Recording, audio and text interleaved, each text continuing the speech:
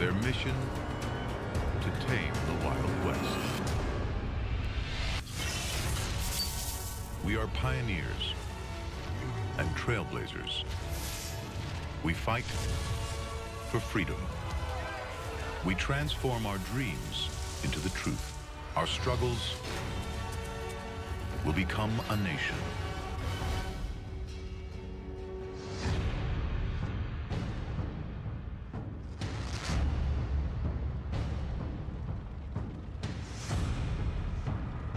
(1865), the Great Plains.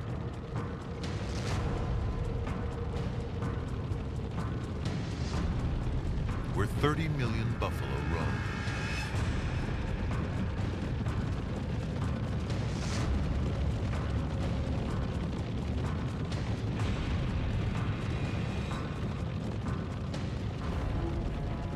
Vast, untouched, a wilderness dividing America. Crossing the continent takes 6 months. 20,000 die on wagon trips. By ship, it's an 18,000-mile journey around South America. To conquer the wilderness and unite East and West, President Lincoln greenlights a Transcontinental Railroad. 2,000 miles long. It will transform the nation, triggering a tidal wave of settlement across the Great Plains. The railroads were vital to the expansion of America. This technology connects people in a way that never before in the history of mankind has there been that kind of connection.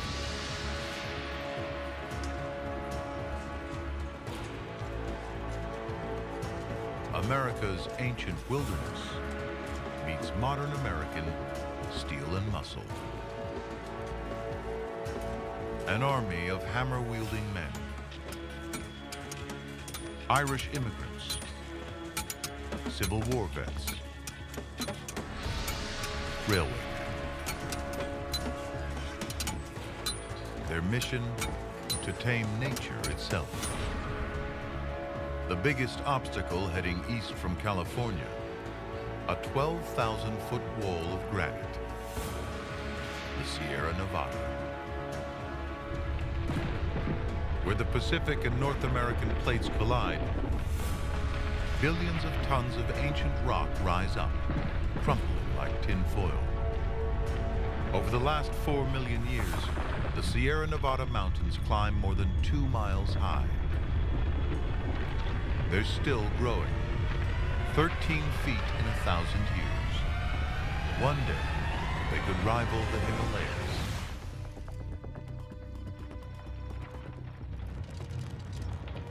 Only a madman would dream of running a railroad across mountains like this.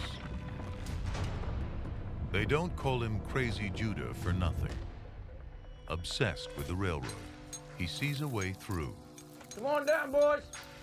Theodore Judah makes 23 trips into the peaks. And pig that, boys! Plotting a path across ridges and through mountain summits. Building it will be the engineering challenge of the century. Yeah, let's mark that. This is the most magnificent project ever conceived. An enterprise more important to the people of the United States than any other. Good. The railroad will be built, and I will have something to do with it.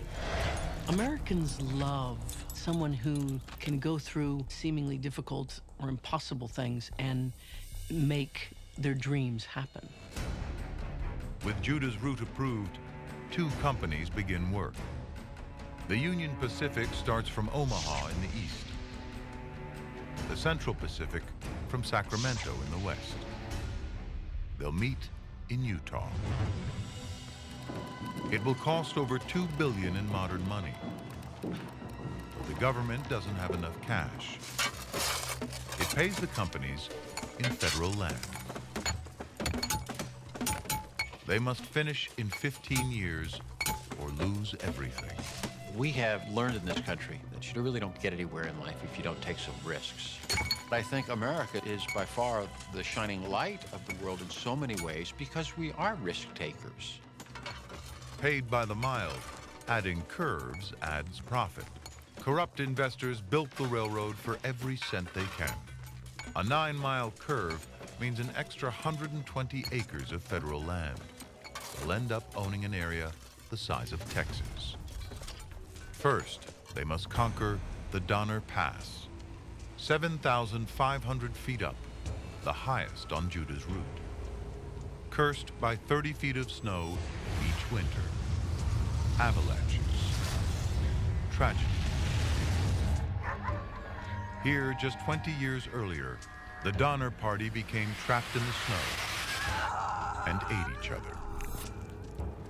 Now, Judah's railroad cuts right through the mountain. 1,649 feet of rock must be excavated, the longest tunnel on the route. Chinese laborers dig day and night. It's easier to ship workers from China and get Americans across the continent. The railroad magnates said, the Chinese built the Great Wall, didn't they? Let's bring the Chinese in to do this work. Over 10,000 Chinese laborers earn less and do the deadliest jobs. The Transcontinental Railroad was built by Chinese workers brought over specifically to work on the railroad, and they were considered somewhere in between human and animal. They were not expected to survive. They were expected to come here and work and die. 7,000 miles from home, 17-year-old Hung Lei Wo swaps a life of poverty in Canton for the back-breaking work on a railroad gang. Hung Lei Wo must cut through granite so tough, a rock the size of a big toe will support a 50-ton locomotive. Progress slows 2 inches a day.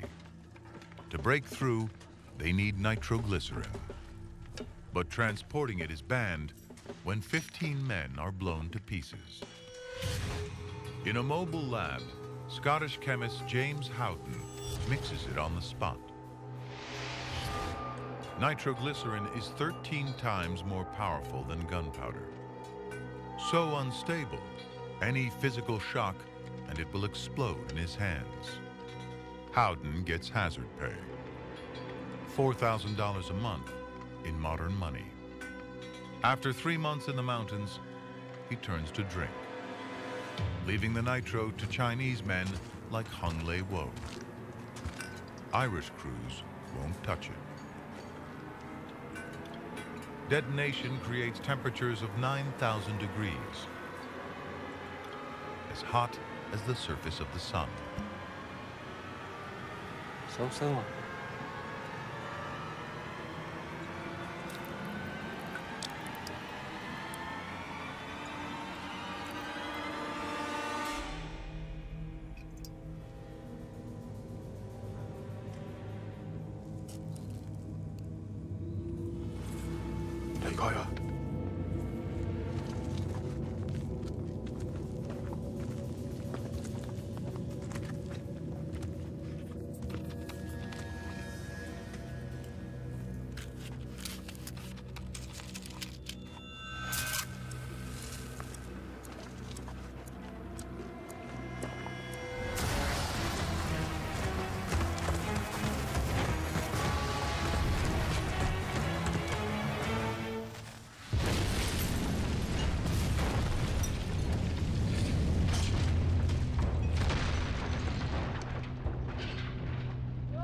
An estimated 1,500 Chinese die in explosions and rock slides.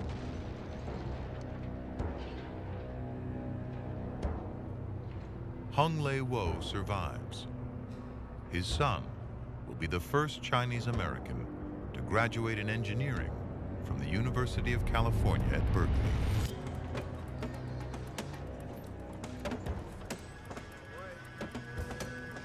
Once through the mountains, track laying accelerates from 10 inches to 6 miles a day. Each spike is struck 3 times. 10 spikes to a rail. 400 rails a mile. 21 million hammer swings complete the railway. May 10th, 1869. A one-word message arrives by telegraph. Done. A 6-month journey across the continent is cut to 6 days. The folks who had once had to risk everything in a wagon train, that is eliminated. You now can get on the railroad and travel from Boston to Sacramento. That's a revolution. The internet of the era, the Transcontinental Railroad changes everything it touches, triggering a mass migration to the Great Plains.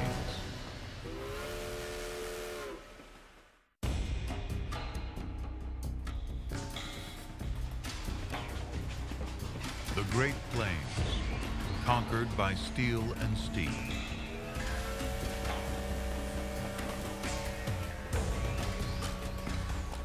The Transcontinental Railroad threads a thin line of civilization through the wilderness. People follow. In just 1 year, 40,000 settlers moved to Nebraska, fanning out across the frontier in wagon trains.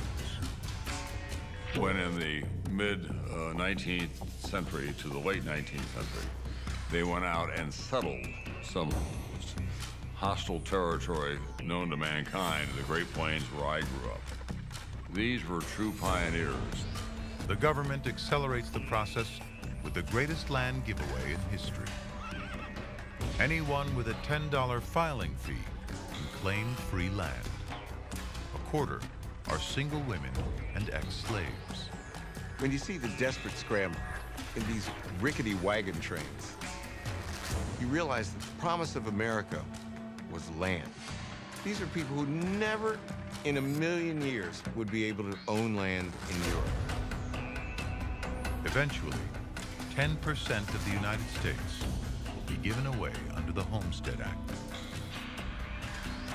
I'm not going back to Indiana to rent until I bust entirely and have to walk back. Uriah Oblinger, Civil War vet, claims his 160 acres in Nebraska. There's a catch. 110-degree summers spark prairie fires. Trees can't survive the drought and flames. There's so little rain, nothing grows here but grass. Without lumber to build houses, the new inhabitants live in mud huts, built of sod, cut from the plains. Uriah dismantles his wagon to make doors and windows. They often had insects. They invited snakes. It was, well, pretty much like living in a burrow in the ground. I think the pioneers did have it hard. They conserved, they were frugal. The one dress lasted a long, long time. For Uriah's wife, Maddie, it's a price worth paying. I expect you think we live miserable because we are in a sod house. But I tell you in solid earnest, I never enjoyed myself better. Every lick we strike is for ourselves, and not half for someone else. The devout Oblingers face daily tests of their faith. With no mountains to stop the wind, the Great Plains are a breeding ground for massive thunderstorms. The most objection I have to the weather here is the wind. There's a great deal of it during winter and spring, and being nothing to break it, one feels it more. Don't go too far, honey. The Oblingers live in Tornado Alley. More twisters hit this region than anywhere else on Earth. Ellie! Ellie! Ellie! Ellie! Over 400 touch down every year. Ellie!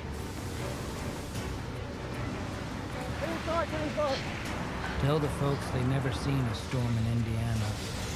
Only playthings. 200-mile-an-hour winds spin into a vortex, sucking in air and anything not bolted down. In 1930,